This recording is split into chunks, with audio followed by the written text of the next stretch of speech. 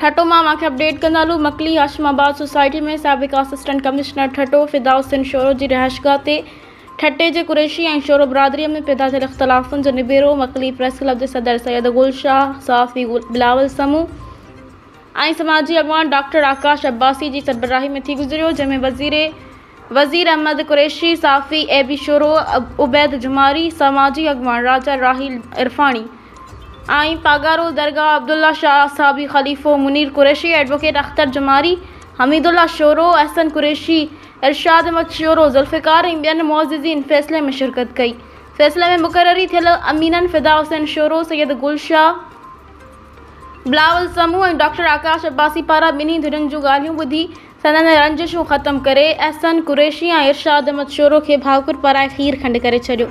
जॾहिं त उते मौजूदु माण्हुनि ख़ुशीअ जो इज़हार कंदे हिन कयल फ़ैसिले खे साराहियो आहे।